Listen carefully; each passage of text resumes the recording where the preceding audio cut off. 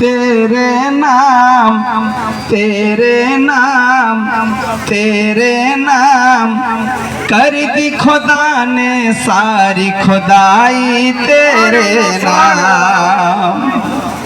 ছোট থেকে বড় পর্যন্ত বাবা পাহাড় পর্বত যা কিছু এক কথায় পৃথিবীর বুকে আছে সমস্ত কিছুর মালিক হচ্ছেন আল্লাহ।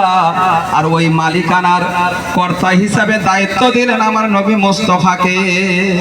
তাই বলছেন পর্বত পর্বত রাই রাই তেরে নাম कर दी खुदा ने सारी खुदाई तेरे नाम कर दी खुदा ने सारी खुदाई तेरे नाम। আমার দয়ার নবী মুস্তাফা তবুকের যুদ্ধের সময় তবুক বললেন সাহাবায়ে কেরাম তোমাদের কাছে যার যা আছে এসে হাজির করো, যুদ্ধের সামান তৈরি করতে হবে। হযরতে উমর ফারুক আজম মনে মনে ভাবলেন আবু বকর সিদ্দিক থেকেও আমার কাছে এই মুহূর্তে সামান টাকা পয়সা বেশি আছে, আজকে আবু বকর থেকে আমার নেকির পাল্লাটা আমি ভারী করে নেব। पूछा गया फारूक से घर में क्या छोड़ा पूछा गया फारूक से घर में क्या छोड़ा बोलो क्या छोड़ा। अरे पूछा गया फारूक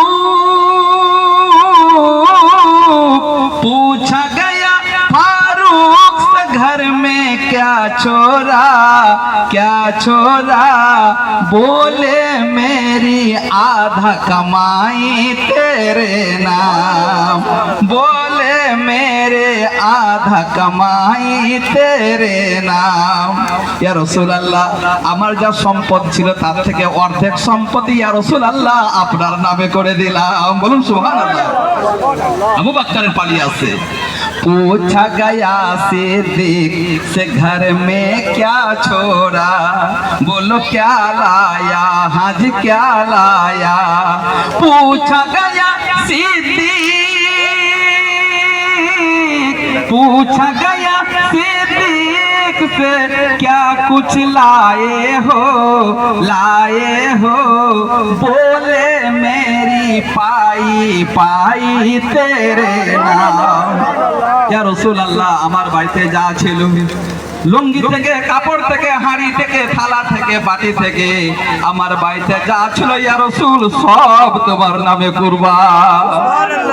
পর্বত পর্বত রাই রাই তেরে নাম कर दी खुदा ने सारी खुदाई तेरे नाम। इब्ने अली ने करबल में जो फरमाया घर बाड़ी टाका पैसा सम्पद एगुला लुटानो सम्भव হয় কিন্তু বাবা বেটা বেটি বাবা কুরবান করা সম্ভব নয়। হযরতে আলী কারামুল্লাহ ওয়াজুর লাগতে জিগার মা আমেনার মা ফাতেমাতুজ জোহরার কলেজার টুকরা হযরতে ইমাম হোসেন কারবালার মাটিতে কি বলছে শুনুন। पूछा गया अरे इब्ने अली ने करबल में जो फरमाया इब्ने अली ने करबल में जो फरमाया बेटा बेटी भाजा भाजी तेरे नाम। पर्वत पर्वत राय राय तेरे नाम कर दी खुदा ने सारी खुदाई तेरे नाम। সাহাবায়ে কেরাম নিচে কি ছিলেন ভাবছেন আমার রাসূল কিসে খুশি হবেন সেটা করতেন। তিনারা ধন সম্পদ নবীর নামে কুরবান করে দিয়েছেন। হযরতে ইমাম হোসেন বলছেন আপনারা ধন সম্পদ কুরবান করেছেন, আমি আওলাদকে নবীর নামে কুরবান করে দিলাম। আল্লাহু আকবার। আল্লাহর হাজার হাজার শুকরিয়া যে ওই নবীর আমাদেরকে উম্মত বানিয়েছেন। ওই নবী আমার খুশি হবেন যখন আমরা নবী পাকের কথা মোতাবেক চলবো। ওই নবী আমার খুশি হবেন যখন আমরা নবীর কথা মোতাবেক চলবো। বাপ আমাদের সকলের নিয়ম হবে, চলাফেরা হবে সুন্নাতে মুস্তাফা। যখন কারোর সঙ্গে কথা বলবেন তো মুখে মুচকি হাসি দিয়ে কথা বলুন। আমার রসুলের আদর্শ, মুচকি হাসি দিয়ে যখন কাউকে কথা বলা হয় ওই কথার আসর হয়।